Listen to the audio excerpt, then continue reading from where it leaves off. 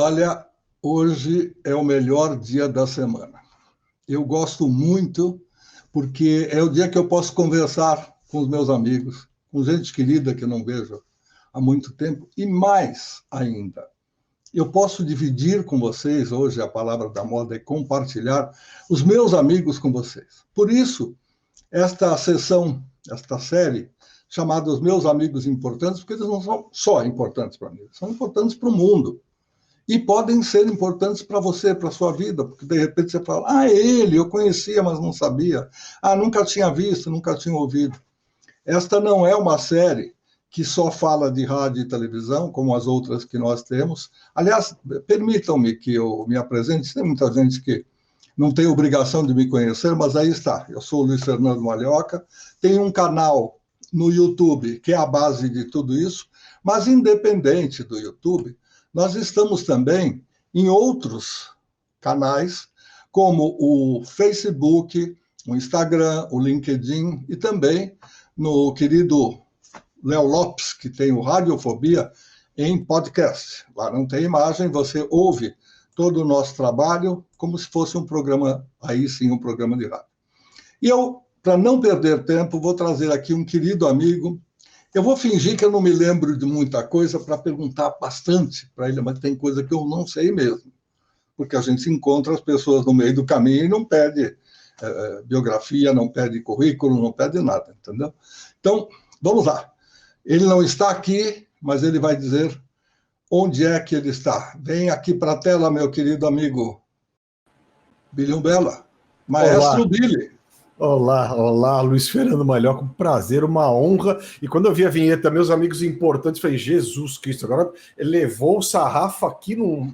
É isso aí. Por isso é que esta série tem um valor maior, não do que as outras séries, mas do que o dia a dia, porque a gente destaca uma pessoa para conversar com ela. Quantos anos que eu não te vejo? Você vai contar um pouco da sua história, o pessoal vai falar, puxa vida, tudo isso, sim, senhor.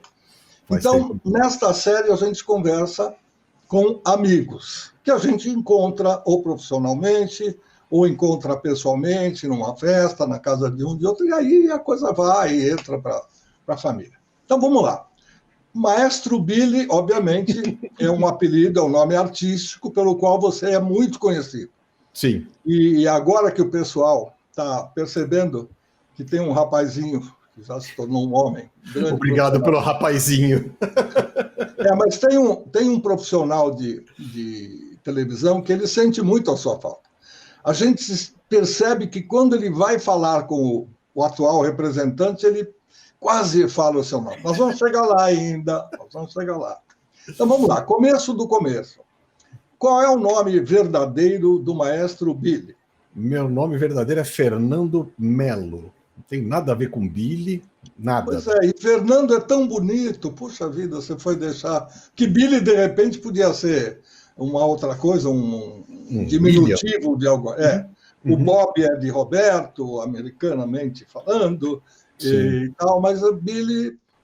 De onde nasceu? Billy, Malhoca, o Billy surgiu na época da sua gestão na Band. Na Band.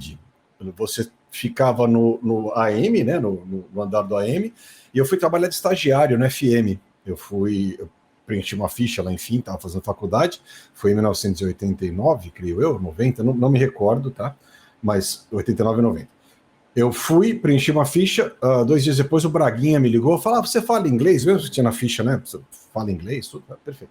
Aí eu falei, falo, lógico. Você pode vir aqui fazer um estágio? Eu falei, posso. Então, na semana seguinte, comecei o estágio lá na Band FM, e justamente por eu ter colocado que eu sabia falar inglês, eu comecei a traduzir a revista Billboard, que chegava semanalmente, aquela revistona gigante, né, que chegava semanalmente para a rádio. E aí eu pegava lá as paradas, pegava umas notinhas, algumas coisas, ajudava o jornalismo a escrever as notas, não era estagiário, não era jornalista, enfim. Mas aí eu traduzia as coisas e aí isso ia para o ar. E quem geralmente lia essas minhas notinhas era o Banana, que ficava no ar à tarde, porque eu fazia faculdade de manhã, eu estudava a FAAP na parte da manhã, e fui trabalhar de estagiário na rádio na parte da tarde. Chegando lá à tarde, fazia as notinhas, levava para o Banana, e o Banana tinha um personagem muito diferente, que era o Billy Umbella, que era o correspondente da Band FM em Nova York, que basicamente era o Banana, fingindo que estava em Nova York com um telefone dentro do estúdio. Então ele falava no ar, ele, Banana, falava: e aí, Billy, como é que tá o clima aí em Nova York? Ele pegava o telefone: aqui em Nova York tá nevando, tá um horror. Aí, quais são as notícias da música dessa semana? O cantor tal, pipi. E eu fazia essas notinhas para ele. Ele, Banana, Billy, a mesma pessoa, telefone e microfone. Nisso ele falou assim, um dia, por que você não faz o Billy? Você fica aqui no fundo do estúdio e você dá a nota. Você fala, eu pergunto você como é que tá, como é que não tá, você dá a nota, obrigado, tchau, se foi Billy de Nova York, valeu. Aí, fiz. E aí, ele só me chamava de Billy. E aí, só me chamando de Billy, as pessoas começaram a me conhecer por Billy. Billy Umbella, que era o nome do personagem. E aí esse nome pegou. Tem gente até hoje que não sabe que meu nome é Fernando. Isso já foi de 1990, já tem um tempinho já, né? Então, aí que surgiu o nome Billy, que não tem nada a ver com Fernando, mas enfim, culpa do Banana, o locutor. Mas olha, eu confesso a você que eu sabia um pedaço dessa história. Eu, até por uma questão de informação, eu ia perguntar qual era a sua faculdade. Você já falou que fazia FAAP, e provavelmente fazia um curso de rádio e televisão. Eu fazia comunicação social, fiz publicidade e propaganda, mas nunca trabalhei direto em agência. Aí fui trabalhar, acabei caindo em rádio, e aí para sair de rádio é impossível. Você escapou de rádio e TV, mas foi cair no rádio e depois na televisão, porque você descobriu um outro veio artístico que nós vamos falar. Bom, aí o rapazinho foi crescendo dentro do rádio, porque da Band ele foi para algum outro lugar. Quando é que você descobriu? Isso eu já sei. Muita gente está reconhecendo agora por ver você ou por ver o seu nome na tela. Quando é que você descobriu que você tinha uma veia artística profunda e criativa? Você sabe que isso, na verdade, veio antes da faculdade, que desde moleque eu tinha essa vontade de... Eu comecei a estudar piano com 8 anos, sempre me interessei por música em casa, a família sempre muito musical, né? Sempre ouvindo todo tipo de música, então me abriu muita cabeça para isso. Meu pai e minha mãe são advogados, não tem nada a ver, ninguém da minha família trabalha com música, sou o único. Mas essa veia artística aconteceu antes da faculdade. Eu tinha uma banda adolescente, aquelas coisas básicas de adolescente e moleque, né? E aí, quando eu comecei a fazer publicidade, eu ia trabalhar na área criativa, né? A faculdade de comunicação social com foco em publicidade, eu ia trabalhar queria trabalhar na área criativa. E aí, fui procurar o estágio e falei, vou procurar onde eu quero. TV, rádio, né? Música, coisas divertidas. Depois eu vejo, se não der nada, eu vou procurar em alguma agência, né? E aí juntou a fome com a vontade de comer, porque estava em rádio, trabalhando com música. E aí, o legal da Band, pelo menos na época que eu estava lá, é que se você se interessasse por alguma coisa, você podia ir atrás. Então, eu ficava dentro do estúdio com o Banana, fazendo o Billy e também atendendo o telefone de ouvinte, e também fazendo as notinhas da Billboard, tudo ao mesmo tempo agora. Mas quando acabava meu horário, eu ia para o estúdio. Eu ia lá ver como é que gravavam chamada, como é que gravavam comercial, e aí eu me interessei. E aí o Banana mesmo falou assim, você toca piano, né? Toco piano, sim. Dá para fazer uma vinhetinha assim, assado? Comecei a fazer isso. E aí ele me levou para trabalhar no estúdio que ele tinha junto com o Silvio Calmon, com o Marcelo Conde, que era na Avenida Sumaré, depois da Band. Aí eu fui lá para trabalhar com criação de vinheta. Comecei a aprender a fazer vinheta, que é uma coisa completamente diferente que fazer uma música. E aí isso foi crescendo. Então, quando eu saí da Band e fui para a Metropolitana, a saída da Band foi boa também, foi uma coisa meio adolescente, mas foi interessante. Daqui a pouco eu conto. Quando eu saí de lá, eu estava já trabalhando na rádio, fazendo faculdade de manhã, trabalhando na rádio, à noite no estúdio, e já tinha aprendido como ser DJ com o Silvio Calmon, e aí eu fui também tocar na madrugada, ou seja, dormir era para os fracos na época, né? Então... E aí, quando eu saí da Band, foi interessante, porque a Band tocava black music, era demais. A rádio era, na época que eu estava estagiando lá, né? Aí o Joca, o coordenador, falou assim, olha, a partir do mês que vem nós vamos mudar o foco da rádio, não vai mais ser black music, vamos começar a tocar mais sertanejo, não era sertanejo, era samba e pagode.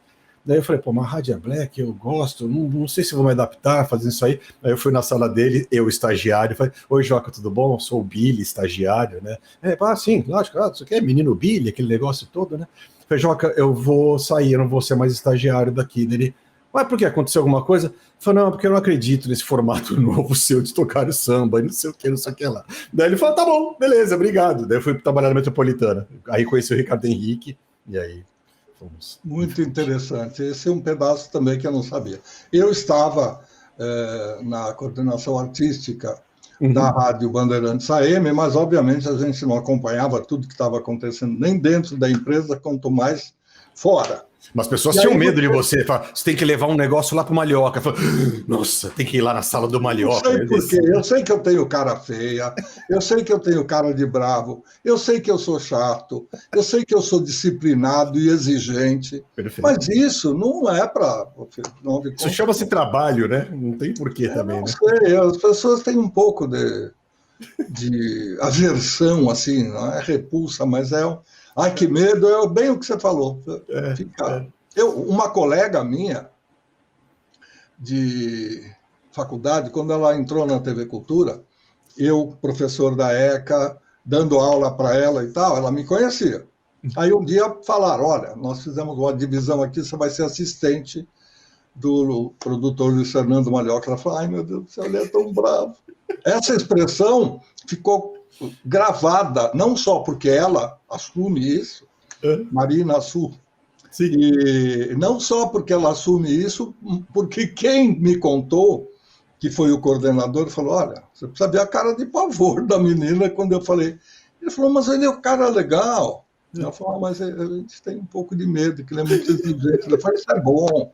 Isso faz com que você cresça, com que você melhore. Certeza. Ninguém vai mandar embora, a não ser que tenha uma falta grave. Mas certeza, lógico. Fica o carimbo, fica aquela marca, e olha lá. Mas é bom também, porque cria um respeito prévio também. Quando você chega e fala, ele é um cara, né, as pessoas já vão com um pouco mais de... Né? Olha, se disserem que eu sou um profissional honesto, sério, e que levo o trabalho a sério, eu só estou feliz. O resto é lucros e dividendos que, como em qualquer carteira financeira, sobe, desce, cai, zera, depois sobe de novo. Bom, Billy, você está na Metropolitana. Sim. 98,5, ex-prefixo da Radiodifusora FM. A gente sempre lembra essas pequenas coisas, tem gente que não faz a ligação. Você falou em Joca, o João Carlos Ribeiro, isso, que atualmente é a voz, acho que da Prefeitura de São Paulo em comunicados oficiais ou em trabalhos eleitorais.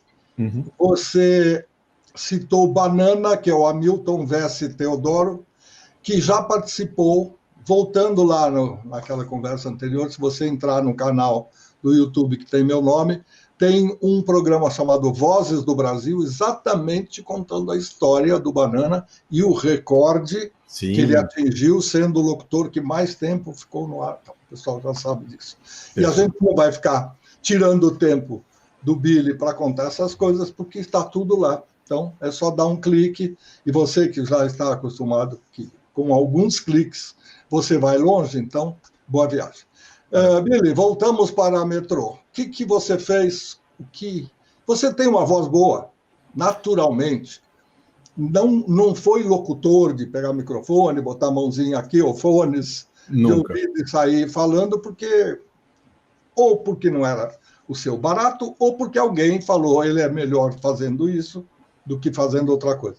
E não basta ter voz. Meu pai tinha uma voz lindíssima, entendeu? Mas ele não articulava o suficiente para falar em rádio. E eu, que nasci com vontade de ser locutor, deixei a voz lindíssima com ele. São coisas da vida.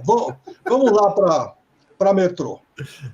A Metrô, eu entrei lá na gestão do Ricardo Henrique, eu não conhecia o Ricardo Henrique, era ele, o César Beckerman, tinha uma galera lá eu conheci o Celso Junti, conheci o Ricardo San, e eu fui trabalhar, eu fui também estagiário, obviamente, o Cezinha, né, o César Beckerman, me convidou, porque ele era amigo do Silvio Calmon, que era sócio do Banana, ou seja, né, uma coisa leva a outra, e aí ele falou, vem trabalhar aqui com a gente também, você tá sem emprego, e era na Paulista, era perto de casa, eu falei, ótimo, vou lá. Aí saía da faculdade, ia para a Metropolitana. E aí a Metropolitana era na esquina lá, quase a esquina da Augusta com a Paulista. Eles faziam uns programas na rua mesmo, né? Não lembro como é que era o nome do programa, mas era o Celso Junto que apresentava com o Domênico Gatto, tudo era bem divertido. E aí a rádio era bem... sei lá, o Ricardo tinha acabado de entrar, então estava tudo muito incipiente, está tudo muito, né, ainda vendo como ia, como não ia, e eu comecei a fazer produção, sempre tive interesse em fazer produção, sempre me interessei em produzir música, gravar música, fazer essas coisas, e isso eu levei para o rádio, a parte de voz, obrigado por falar que eu tenho uma voz bonita, enfim, mas eu prefiro trabalhar no bastidor, né, criar, inventar, enfim, fazer o que eu já sabia fazer com mais, né, melhor, né, tocar o piano, tocar o teclado, fazer as coisas todas. Aí fui trabalhar lá como produtor, né, assistente de produção. Aí eu fiquei lá por uns 2, 3 meses só, porque logo depois o Ricardo saiu e aí debandou todo mundo, né, aquela coisa de rádio, né, troca o coordenador, todo mundo sai, vai um para o lado, outro para o outro, não sei o que, dá aquela perdida. E aí quando o Ricardo foi para a Rádio Cidade, ele me chamou. Desculpa. Quando eu saí de lá, o César me arrumou um emprego de estagiário também, obviamente, na Warner Music. Eu fui trabalhar com o Pena, lá no Penha, na Neopena, é o Penha, José Roberto Penha, da Warner, como estagiário também de marketing. Aí tinha mais a ver com a minha faculdade, e era música ainda, foi legal. Relançamos Jorge Benjor nessa época, relançamos Tim Maia, foi naquela época que começou a explodir o Benjor e o Tim Maia de novo, né? Tiveram aquele revival, foi justamente nessa época que eu estava trabalhando lá na Warner, foi bem, bem interessante. Eu fui, inclusive, ouvir os masters antes, para ver como é que estava a qualidade, para relançar. Foi um trabalho bem interessante na Warner, e aí logo depois o Ricardo me chamou para trabalhar na Rádio Cidade, que a Rádio Cidade também tinha mudado, o 96.1, do que era a Rádio Cidade, para ser uma nova Rádio Cidade né, com o Ricardo. E aí lá eu fiquei, acho que quase um ano também. Na Rádio Cidade trabalhei... Bom, vamos lá. Vamos... Não, só me permita uma correção. A Rádio Cidade era 96,9. 9, desculpa. Que hoje... 96.1 era a Band. Não, é a Band, exatamente. É a Band. São muito próximas. E hoje 96,9, adquirida pelo sistema do Grupo Bandeirantes de Comunicação, é a Band News, com a frequência antiga da Rádio Cidade. Desculpa, por favor. Não, tudo bem, só para esclarecer. Aí, Rádio Cidade, eu já era... aí já virei produtor mesmo, né? Carteira assinada, aquela coisa bonita, né? Salário, interessante. E aí, eu trabalhei em produção lá, trabalhei com o Carlinhos, fazia lá a mesa de som, um monte de locutor bacana, trabalhei com o Vinícius Savoy, era o coordenador da época, e era num prédio comprido lá na Avenida Paulista, um prédio... meio avermelhado, quase esquina com a Caixa Econômica Federal na Paulista lá, em que o estúdio de produção era no meio, as salas de produção eram lá no fundo do prédio, e o coordenador ficava lá na frente, com a janela virada para a Paulista. Aí o Vinícius me ligava, Billy, vem aqui, por favor. Eu andava 14 quilômetros por dentro da rádio até chegar lá, aí discutia, fazia essas coisas todas, e numa dessas, andando nesses corredores, a porta do estúdio abriu na minha cara, eu quebrei o nariz. Meu nariz é meio solto até hoje por causa disso. Então, uma coisa divertida, se você for trabalhar em rádio, preste atenção com portas de estúdio. Elas são grandes e grossas e podem te machucar. Aí, da Rádio Cidade, o Ricardo saiu de lá e falou, tô indo para a Jovem Pan. Chegando lá, eu te chamo. Me dá uns 2 meses aí. Aí fiquei lá uns 2 meses na Rádio Cidade, trabalhando. E o Ricardo me chamou para trabalhar na Jovem Pan. Aí eu fui trabalhar na Jovem Pan. Aí, quando você entra na Jovem Pan... o degrau, né, a barra sobe, né, como todo mundo já sabe, né, o esquema de trabalhar na Jovem Pan é muito mais, eu não sei, é diferente. E aí lá eu conheci todo mundo que foi instrumental para estar onde eu estou hoje em dia e fazer o que eu faço hoje em dia mais ainda, né, que foi lá todo mundo, desde o Tutinha até passando pelo Emílio, pelo Lalá, o Chapinha, o Ricardo, o Ovoruski, todos os locutores, produtores, todo mundo lá. E de lá, muita coisa aconteceu. Lá eu fundei, junto com o Emílio e com o Marcelo Batista, o Pânico, que foi em 1993, 4, não lembro. Aí começamos o Pânico, que era um programa sério, na hora do almoço, vamos falar sobre...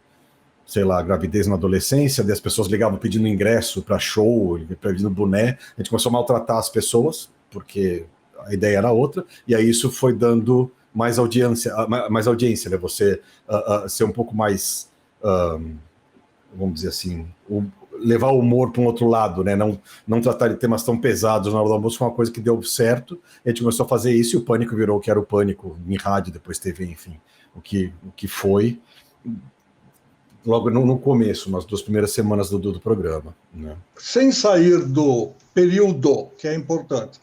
Aos domingos, a Jovem Pan FM 100,9 apresentava um programa com um casal que não era locutor de rádio. Um casal que era conhecido individualmente, talvez o rapaz fosse menos conhecido, a moça fosse... Lembra disso? Opa, sim, Adriane Galisteu e Luciano Huck.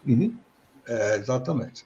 E por que a gente está falando disso, ou por que eu resolvi colocar a minha colher de sopa agora? Porque daí acontecem outras coisas na vida do Billy, quero crer, eu não estava mais na emissora, mas a gente descobre, né, que, poxa, conversando aqui nos bastidores e tal, como é que foi essa ligação e essa amizade com... Bom, o programa, para que não fique dúvidas, o programa que o casal apresentava, não me lembro o nome, mas ele tratava de assuntos de amor, né, Sim, de conjugais ou não.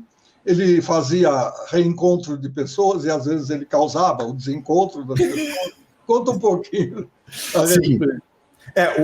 O Luciano eu conheci...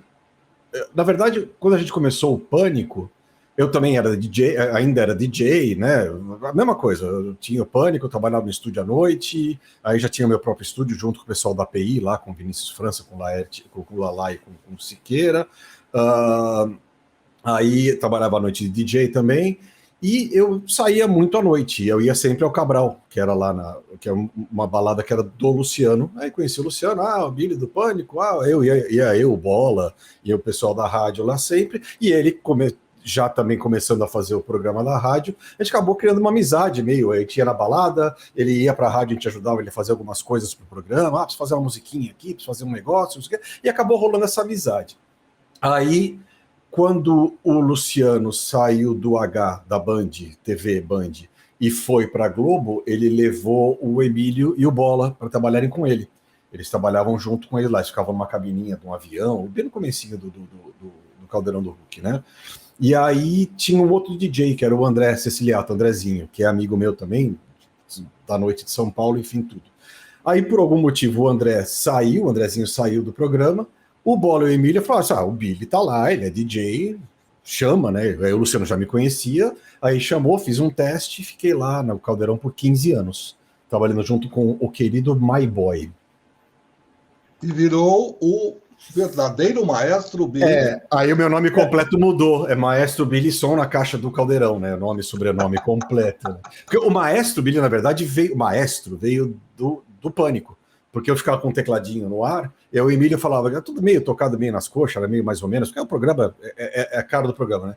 Aí o Emílio entrava no ar, Maestro Billy, sua banda de bêbados, que era tudo meio mal tocado, não sei o quê, e aí virou o Maestro Billy, aí o Luciano me conhecia como Maestro, desculpa, o Luciano me conhecia como Maestro Billy, e aí virou Maestro Billy Som na caixa do Caldeirão, nome e sobrenome, até hoje.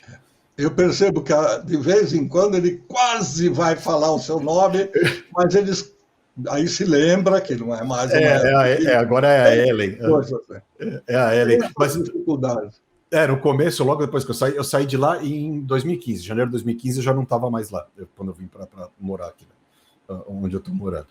Aí quando eu saí... O legal, uma coisa antes, o interessante do Caldeirão foi uma coisa que a gente fez lá, que você pode não perceber vendo o programa, mas na época que eu trabalhava lá, pelo menos, quando você ligava o programa, mesmo você sem olhar o que estava acontecendo, você conseguia descobrir o que estava acontecendo pela música que estava tocando de fundo.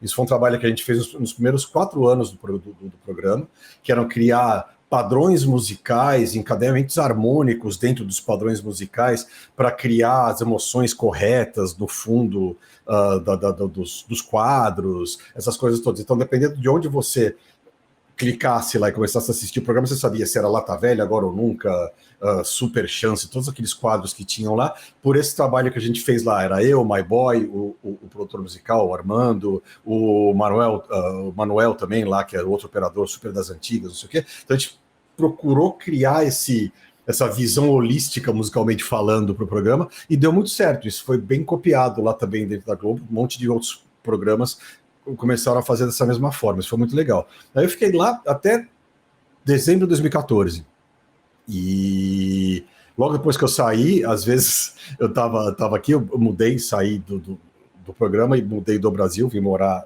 na Alemanha, e aí às vezes o pessoal mandava mensagem, olha, o Luciano acabou de chamar teu nome no programa lá, porque ele às vezes confundia, ele falava, mas Tubira, não, mas Tubira não tá mais aqui. Aí ele chamava a Ellen, que é a DJ que tá lá agora, né? Olha, eu faço questão de, mais uma vez, interromper um pouquinho a sua narrativa para dizer que é altamente positiva essa ideia que vocês tiveram, porque o verdadeiro uso da sonoplastia, eu sou uma pessoa, quando alguém me pergunta alguma coisa, você é radialista, o que mais? Eu falo, eu sou especializado em embalagem sonora. Perfeito. Nossa, o que é isso? O cara na hora não percebe, que é um embrulho sonoro. A sonoplastia não é só para rádio. Claro, começou no rádio, porque a televisão usa o som do rádio com a imagem. Sim. Não é desmerecer nem nada, é a mesma coisa. Você Sim. pode fazer o programa de televisão só com a voz, né? O cara fica olhando para... A mesma coisa quando você vai ouvir uma música, pela primeira vez, alguém chega e fala, olha, eu trouxe uma música. Ou se o cara tem um picape, ele coloca o picape, fica todo mundo olhando para o picape e ouvindo através... Ou se é o gravador de rolo, não tem outra solução. Sim. Né? O cara vai fazer teste, grava uma fita... Estou falando isso dos nossos tempos lá. E Sim. essa fita vai ficar rodando, vai ficar todo mundo olhando. É a mesma coisa. A televisão tem uma linguagem própria, visual. Uhum. Agora, se você não souber usar a sonoplastia, que ela permite, você não cria essa empatia que você citou. Sim. Então, eu me lembro exatamente, a gente, e ainda hoje, quem assistir a um ou outro programa da série, quando vê a troca da casa velha pela casa nova, ou a troca do carro velho, sabe, chega a se emocionar, a música ajuda, ela cria essa catarse. Total, ela cria esse embasamento emocional, porque é uma questão de... são harmonias, isso é sabido desde a época do Beethoven, do Bach, é sabido que você mistura esse acorde com esse acorde, você cria uma intenção. E aí eu falo, por que ninguém está fazendo isso aqui? Você tem um visual, você quer criar uma emoção, quer criar uma tensão, não sei o quê, né?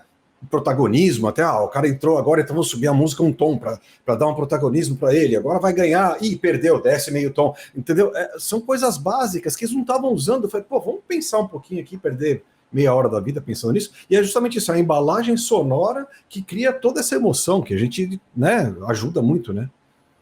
Não, sem dúvida nenhuma, e hoje, mais do que nunca, antigamente você tinha dinheiro, aliás, eu sempre falo, eu dou uma cutucada porque eu gosto de agulhar.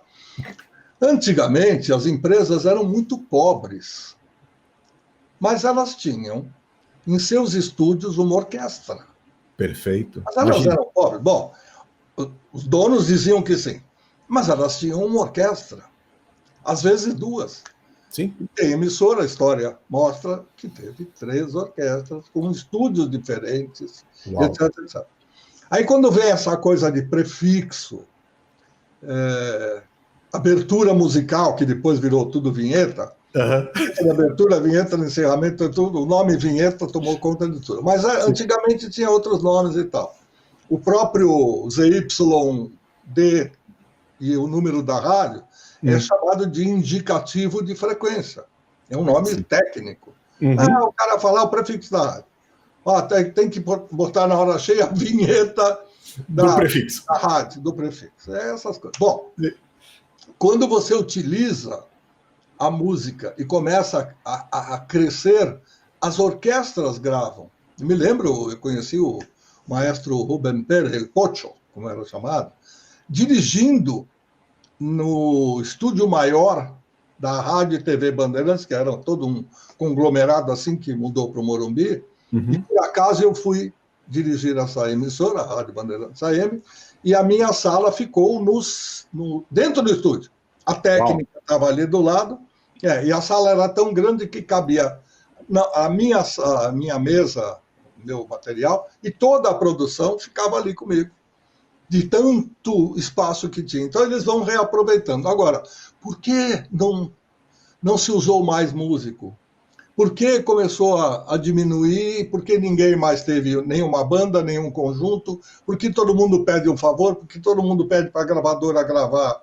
E aí a coisa vai se degringolando por um lado, e a história a gente já conhece. É só para dar uma alfinetada. Hoje está todo mundo pobre e não tem dinheiro para orquestra. Sempre, né? E, aliás, música, eu só lembro que falta música nos últimos 10 minutos da produção, né? Ué, mas não falta uma musiquinha aqui? Aí você fica que nem louco. Isso acontece muito em publicidade, né? Quando a produção do áudio é sempre a última a ser lembrada. Vamos fazer um filme maravilhoso, vamos ganhar Cannes, não sei o que lá, prêmio máximo de Cannes. Aí só falta a música e o locutor. Bom, mas aí a gente corre atrás. Esse é detalhe. Você disse que viajou, que se mudou. Sim. Você estava cansado de São Paulo, apareceram algumas outras ideias para você fazer em, não sei onde você está, mas você vai dizer, Alemanha, sim, Europa, sim. Mas vamos detalhar um pouquinho mais. E aí você se mudou com a família e montou uma outra estrutura. Com a facilidade de comunicação, nem tudo ficou perdido, ou seja, você não fez um seccionamento, não faço mais nada para cá, não. Vamos contar esse outro lado. Então, quando, dezembro de 2014, a família toda, o que faltava da família, mudou para a Europa, porque o que faltava? Eu tenho 2 filhas, a mais velha estava fazendo faculdade na Inglaterra, já, fazia, como que era? Environmental Science, ciências ambientais, numa faculdade na Inglaterra, e aí os 3 que faltavam, eu, minha esposa Maria Fernanda, que foi sua aluna, professor Malhoca, e a Estela, viemos morar para a Europa também, para o lado da Europa também. Inglaterra era economicamente inviável, e ainda é, né? Para quem tinha feito economias em real na época. E aí nós viemos morar na Alemanha. Moramos numa cidadezinha desse tamanho, chamada Heidelberg, muito bonitinha, no sul da Alemanha. E por quê? Primeiro, não só para ficar mais perto da nossa filha, estava na faculdade, mas também por uma vontade de tentar coisas diferentes. Desde quando eu era moleque e assisti o Império Contra-Ataca, Guerra nas Estrelas, o Império Contra-Ataca, eu tinha acho que 11 anos de idade, eu fiquei fascinado com os efeitos sonoros, os sound effects. E acho que foi isso também porque o que me levou a trabalhar com produção. Eu achava o máximo, os efeitos sonoros, não a música em si, mas os efeitos sonoros, os barulhinhos todos que tem no filme, né? Foley, essas coisas todas. Eu sempre tive vontade de trabalhar com efeitos sonoros para filme. Só que o mercado de filme é um mercado extremamente restrito, extremamente complicado. Eu já com 40 anos falei, puta, né, vamos procurar isso. Não, vamos procurar uma coisa que seja tão legal quanto, mas que tenha um mercado maior. Eu fui fazer uma especialização em áudio para videogame. É uma especialização online da Berklee College of Music, lá de Boston. É 1 ano e meio de aulas todos os dias. Tá? Estudei que nem louco, 6 horas todos os dias, vendo sábado e domingo, durante 1 ano e meio. E eu sou, hoje em dia, especialista em áudio para videogame pela Berklee College of Music. E o que me levou a começar a trabalhar com realidade virtual na Alemanha. Por quê? Criar música, efeitos, implementação de áudio dentro de videogame, a plataforma é a mesma. Se você faz um videogame para o celular ou se faz uma interação em realidade virtual. A plataforma é Unity, Unreal, são esses programas, né? E aí eu comecei a me interessar também pela realidade virtual, estava começando, 2016, é uma coisa que está incipiente ainda em termos de produção, comecei a me interessar nisso e fui procurar trabalhar em realidade virtual. Só que em Heidelberg, a cidadezinha desse tamanho, ao sul de Frankfurt, não tinha nada. Aí tinha Frankfurt, alguma coisa, e tinha Berlim. Aí fui para Berlim. E aí, em Berlim, existe todo um grupo de gente que trabalha com realidade virtual. Me embrenhei lá entre eles, tinha um monte de meetups, né, esses grupos que se encontram semanalmente, mensalmente, enfim. Comecei a procurar essas pessoas, comecei a trabalhar com áudio para a realidade virtual, por causa dessa especialização que eu fiz lá na Berklee. Aí, ao mesmo tempo, ainda estava trabalhando no Brasil, ainda fazia um outro trabalho, o que me levou a juntar o projeto da realidade virtual com o projeto no Brasil, porque a Lucha Libre Áudio aí de São Paulo, nós fizemos uma parceria lá em Berlim e abrimos um estúdio em Berlim para fazer produção de áudio 360, né, que é a realidade virtual, som binaural, essas coisas todas ligadas a áudio espacial, né, de 3D, e também fazer coisas de publicidade com uma visão um pouco diferenciada do mercado alemão, por exemplo. Aí montamos um estúdio lá em Berlim, no Riverside Studios, e ficamos até o meio da pandemia com isso. Aí a pandemia inviabilizou tudo, porque era muito complicado você levar cliente lá para dentro do estúdio, porque tinha uma série de restrições. A Alemanha é extremamente, né, alemã, com o jeito de fazer as coisas funcionarem. Aí fechamos o estúdio, mas ainda trabalhamos, fazendo trabalhos pontuais. E o legal de trabalhar com realidade virtual é que você não precisa ter uma acústica muito elaborada, nada, porque todos os processos de realidade virtual, de áudio para realidade virtual e áudio 360, binaural, etc. Todos eles acontecem no fone de ouvido. Então você precisa ter um bom fone de ouvido, uma máquina potente o suficiente, os algoritmos certos para trabalhar, para conseguir entregar. Então não precisava mais ter esse estúdio também, com toda essa acústica toda, e montei um escritório mesmo, home office, e trabalho com isso desde então. Hoje em dia, estou fazendo um monte de coisa em realidade virtual e outras coisas com inteligência artificial, que depois eu falo, caso você tenha mais alguma dúvida, Malhoca, para saber. Tenho várias dúvidas e tenho desconhecimento por causa de um montão de coisa. Mas a gente chega lá, aos pouquinhos a gente vai aprendendo. Para os mais experientes, que têm um pouquinho mais de idade, tudo fica mais difícil, porque a gente ainda tem mania de comprar alguma coisa. O fone de ouvido que você disse, vem a caixinha e vem lá um manual de instrução, como ligar e tal.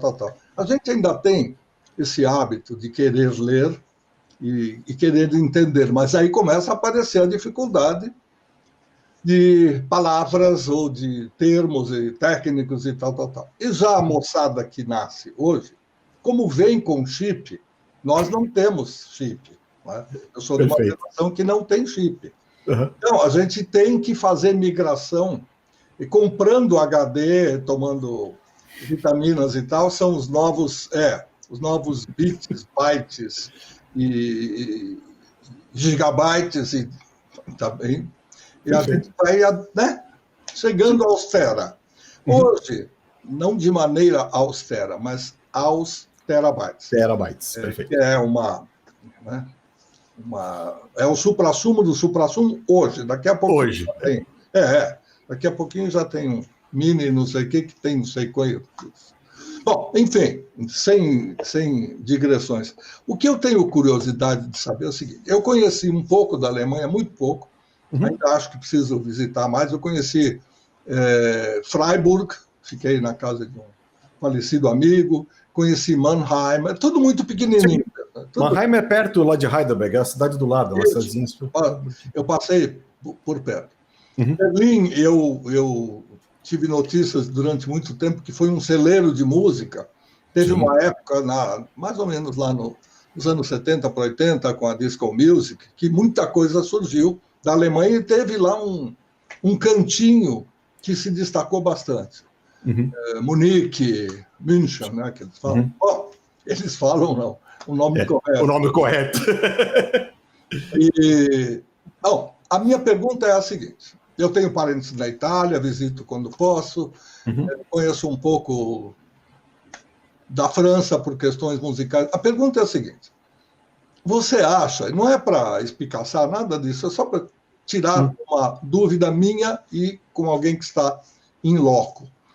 Entre Estados Unidos, onde você estudou por correspondência, e Europa, independe do país, existe uma diferença, um atraso, alguma coisa assim? Porque eu vejo pelos meus parentes lá de fora, hoje eles até estão atualizados, têm uma boa máquina, um bom computador para utilizar, mas só. Entendeu? Não tem parafernália, não são de ter muito material. Um pouco é a questão da própria família, meus primos estão idosos também, mas eles não têm esse interesse que eu vejo no lado americano. Morei em Miami durante 6 anos. Você entra numa loja, numa Best Buy, você fica maravilhado com tudo que tem. Sim. E não é sempre que você vê isso, pelo menos em alguns dos países que eu visitei na Europa. Qual é a sua visão de profissional que mora na Europa? Eu acredito que o americano, o mercado americano e tudo que é ligado aos Estados Unidos, você tem sempre muita facilidade de acesso a tudo. É tudo muito fácil você conseguir o último equipamento, o computador mais novo e pagar em milhões de vezes, fazer leasing dessas coisas, e carro, qualquer coisa, né? Tudo muito fácil. Crédito lá, uma coisa que você paga tudo em dia. Pelo que eu sei, também posso estar errado, você que morou 6 anos em Miami pode me elucidar isso. Mas o que eu acredito é que o americano ele tem muito mais acesso a crédito e muito mais acesso a bens de consumo, vamos dizer assim, enquanto na Europa isso não é tão... Não sei, acho que eles acham muito mais interessante que ficar batendo papo e tirar alguma coisa interessante de uma conversa do que comprar o último equipamento que vai apertar um botão e vai tocar tudo sozinho. Eles são muito mais interessados no que vem por trás. Então, por exemplo, quando você conversa com pessoas de realidade virtual, os projetos não são tipo, vamos fazer uma realidade virtual que a pessoa chuta a cara da outra e explode tudo. Não, tinha um amigo meu que ele estava fazendo um negócio super legal, ele queria fazer...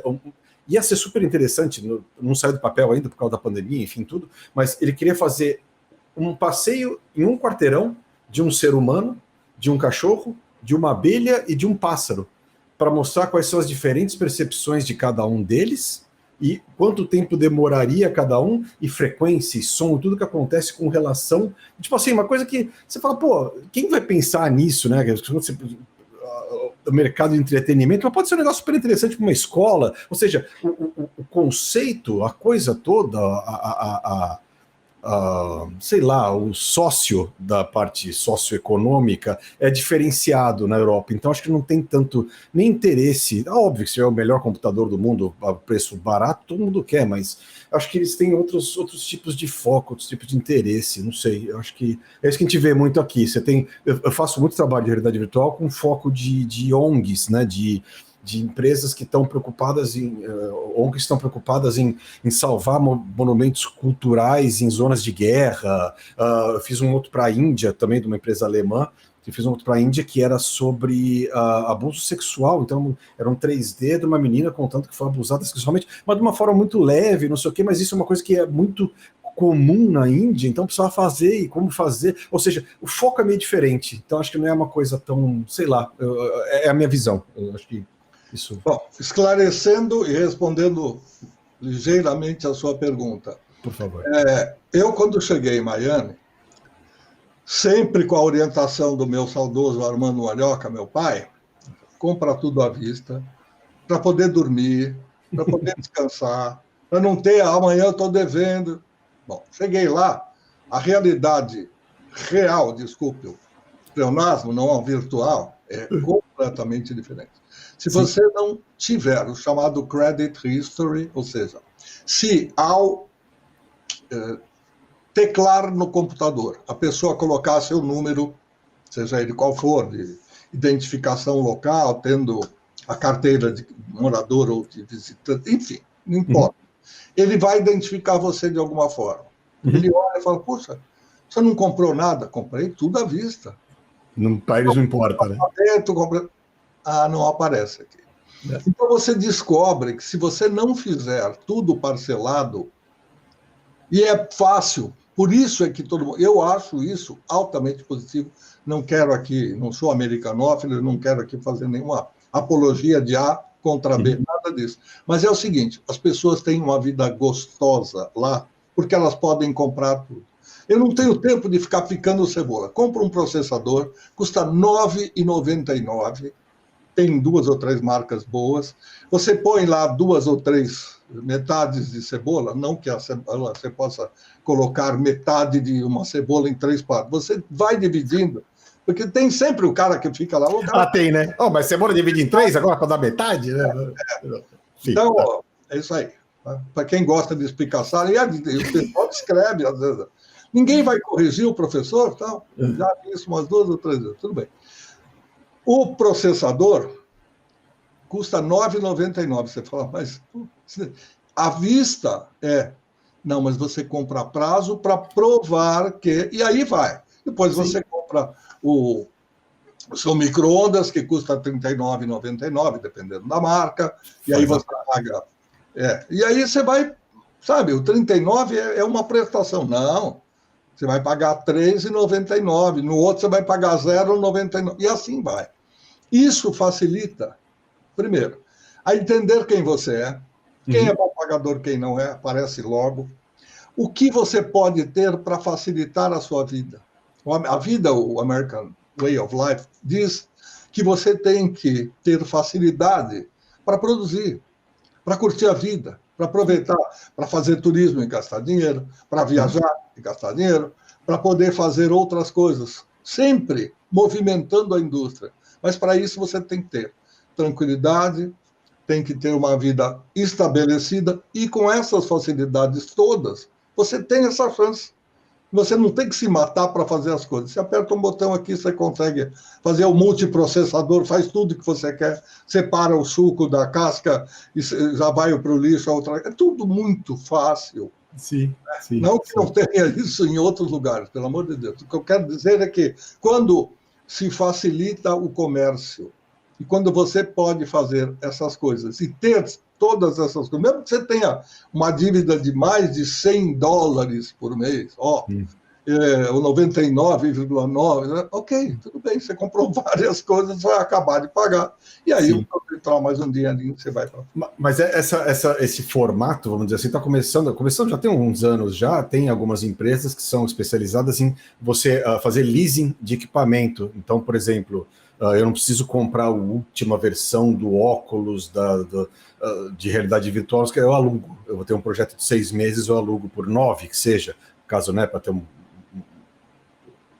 espaço aí para, se der algum problema, tiver uma refação, eu alugo por 9 meses, ou seja, eu nunca vou ter um produto defasado, acabaram os 9 meses, eu coloco na caixa, devolvo para eles, paguei uma miséria por mês, custa, sei lá, 10 euros por mês, 15 euros por mês, em vez de custar 800 euros, uma paulada só, que eu vou ficar com aquele negócio velho parado em casa. Então isso está começando já tem uns anos já, mas está acontecendo mais na Europa, aqui na Alemanha principalmente, está acontecendo bastante. Assim. Eu percebo que a Europa não é uma unanimidade, a gente sabe disso. As divisões que ela mesma tem e que enfrenta, hoje nós estamos vendo pelos acontecimentos no Reino Unido, que a diferença ficou mais clara, enfim. Como você disse, muito difícil viver lá, tudo muito caro, mas eles mantêm lá, a libra esterlina tem seu valor, tem o seu mais alto valor, e continua difícil, É difícil você, para o brasileiro, ir lá passear e voltar. Olha, sobraram algumas libras. Não tem. Não mesmo. Nós temos 10 minutos de conversa ainda. Conta um pouquinho, você já disse o que você foi fazer aí e tudo mais. Agora, como é que está sendo a sua vida pós-pandemia, em termos de trabalho e em termos de projetos? Sim. Depois da pandemia, as coisas, graças a Deus, voltaram a funcionar e de uma forma diferente.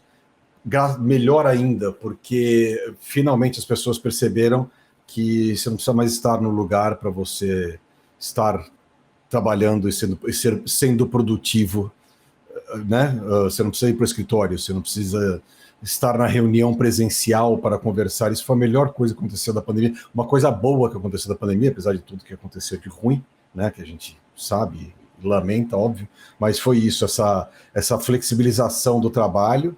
Então, hoje em dia, eu posso estar em qualquer lugar do mundo, com o meu computador e com minhas ferramentas, eu posso trabalhar em qualquer projeto. Eu terminei de fazer, eu acabei de entregar 2 projetos legais.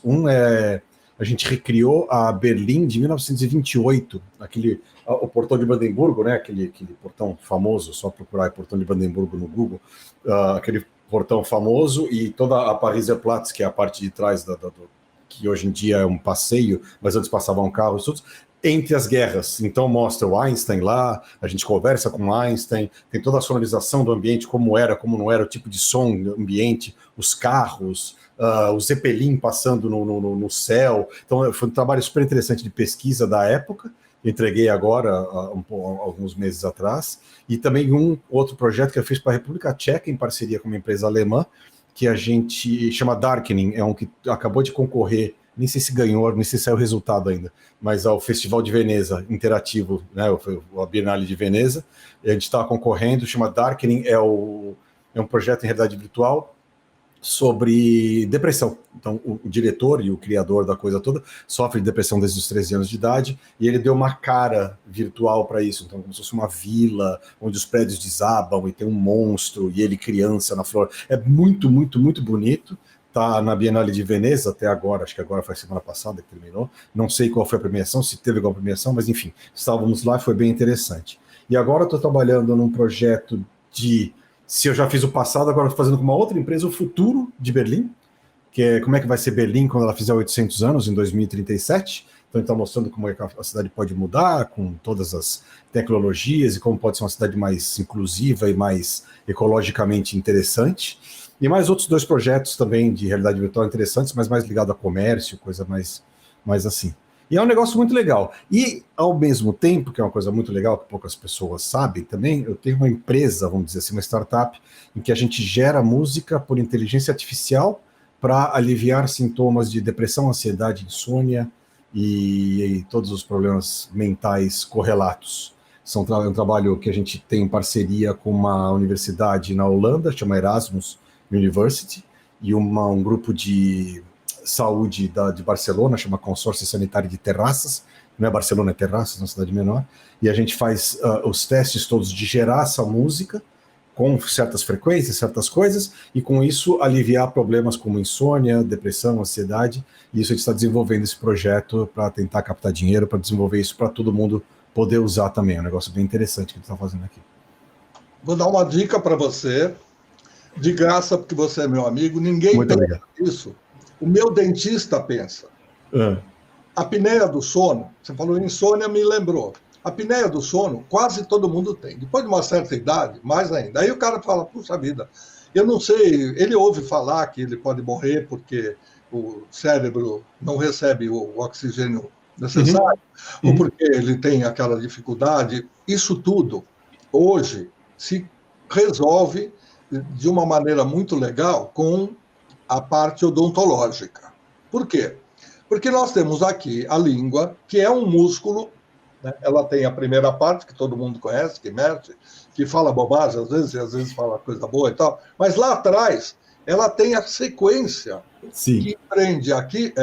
Quando você deita e relaxa, eu costumo brincar quando eu converso com gente que não é muito do ramo, eu falo, sabe aquele bonequinho que você fica com os cordéis e tal? Quando você solta, ele cai inteiro. Uhum. E essa sensação, que tecnicamente se chama perda de tônus muscular, é que você tem quando o seu cérebro dá um pique rapidinho, né? Dá aquela desligadinha, e às vezes você cai por inteiro, você tem a sensação, você fala, nossa, essa noite sonhei que estava caindo num buraco, ou que caiu num precipício. Normal, todo mundo tem igual, não é privilégio de ninguém. Ok.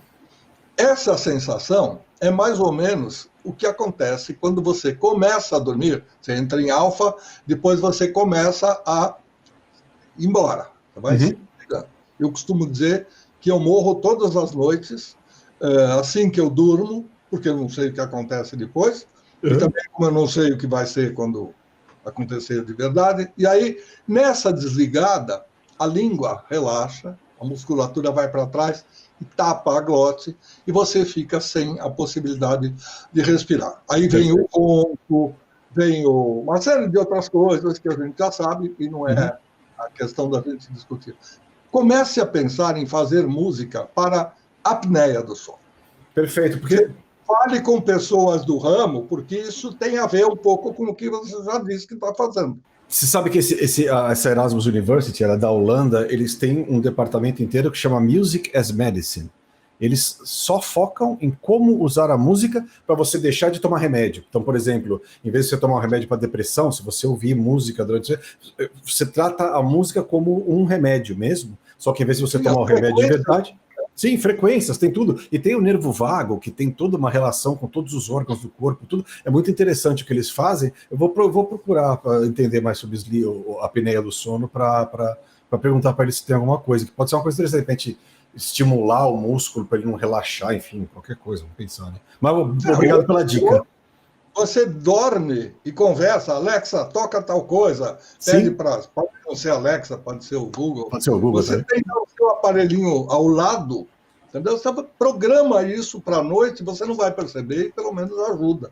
Perfeito, e se você conhecer bem e estudar isso, eu me lembro dos meus estudos de infanto-juvenis, que existia o nervo vago simpático. É possível que tenha o vago antipático também.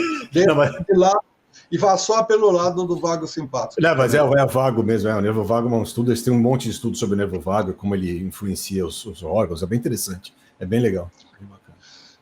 O que você não fez na vida, você é jovem ainda, e acha que ainda pode fazer, gostaria de ter feito, ou diz, ainda vou conseguir fazer isso? Eu acho que o que eu estou fazendo agora parece aqueles papos de político, né? Porque agora o meu projeto é o melhor, mas não é. Eu acho que esse projeto meu dessa inteligência artificial, eu acho que é a junção de tudo que eu aprendi e tudo que eu trabalhei na vida.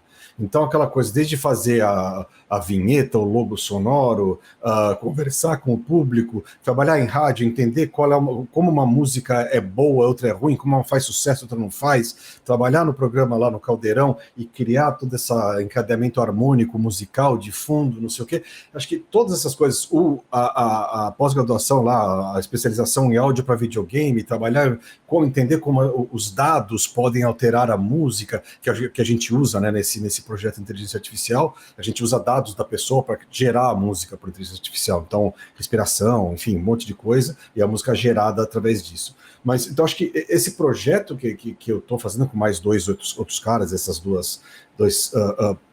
a universidade e o negócio de saúde da Espanha, eu acho que isso é uma coisa que é o que eu quero realizar em pouco tempo, nos próximos 5 a 10 anos. Porque é muito legal, eu acho que isso é uma coisa que é instigante, não só para a gente entender como a gente funciona, mas como a música funciona para a gente. Eu acho isso muito, muito, muito legal, descobrir o que o que toca cada pessoa, se a pessoa gosta de música clássica, o porquê e qual é o instrumento mais legal da música clássica, ou se a pessoa gosta de rock, e por que a música eletrônica te faz isso, porque você, sabe, cada pessoa é uma pessoa e cada entendimento do que é música para cada um é diferente para cada uma das pessoas, né? Aquela coisa de referência, né? Você ouvir um rock é legal para quem conhece rock, mas é chato para quem gosta de música clássica, enfim, e vice-versa. Então, acho que esse projeto é uma coisa que eu pretendo, que eu acho que é uma coisa que eu ainda não cheguei onde eu quero chegar, a gente não chegou onde a gente quer chegar, e que daqui a 5, 10 anos pode ter uma coisa muito legal para a gente usar para tudo na vida. Chama Life, né, Life de vida, mas tem um AI no meio, né, de inteligência artificial, então uma brincadeirinha, como se uma pessoa que não sabe escrever Life em português escreve L-A-I-F-E. Então, a ideia é ser um gerador de música 24 horas por dia, 7 dias por semana, para qualquer coisa que você queira fazer. E acho que isso é um projeto bem interessante, que é o que eu quero realizar nos próximos anos aí. Billy, acabou. Infelizmente, eu ainda volto mais lá para frente a conversar com você, que eu quero saber coisas que em uma hora de conversa não daria. Agradeço a sua gentileza de dispor de tempo para a gente conversar. Fico feliz que você esteja na Alemanha, eu aqui em São Paulo, no Brasil. O programa pode ser visto em qualquer parte do mundo, em galáxias outras, onde quiser. Se houver vida em outros planetas que a gente ainda vai descobrir. Esse programa não faz futurologia, tá bem? Então, se você de Marte estiver acompanhando a gente, não ache que a gente é ignorante, a gente ainda não sabe, mas Perfeito. Pode ser que possa ser ouvido, visto e tudo mais. Perfeito. Obrigado de coração, um beijo muito grande para a família toda. Eu acho que eu tenho que agradecer, Malhoca, você, antes de... além de ser um amigo, antes disso você foi um professor, né? E foi um chefe, foi um parceiro de trabalho depois, e a amizade que veio disso e veio né, de interesses comuns. A amizade, né, acontece com o tempo e acho que foi muito legal. E eu agradeço muito pelo convite, eu fico muito honrado de fazer parte do teu projeto, porque para mim sei lá, que nem o Paul McCartney chega para mim e fala assim, pô, você toca, né? Ah, que legal, vem tocar comigo, sabe? Acho que é meio isso, assim, eu me sinto extremamente orgulhoso e honrado disso. Muito obrigado, viu? Se eu bem me lembro das minhas aulas da professora Silvia, na faculdade, eu só posso dizer Dankeschön e Auf Wiedersehen. Auf Wiedersehen, bis gleich. Sim, Não, até breve. Aí não fica, eu preciso aprender a falar pega leve. Como é que fala pega leve em alemão? Fala, langsam bitte, tipo, devagar, por favor. Langsam bitte. Tipo, né? Eu vou treinar em casa. Gente, obrigado. Obrigado, Valioca. Valeu. Até mais. Foi o Fernando Melo, maestro Billy, conhecido nas lides do rádio e da televisão, como o nosso amigo importante de hoje. Passamos do tempo regulamentar, só nos resta dizer até a semana que vem. Até mais.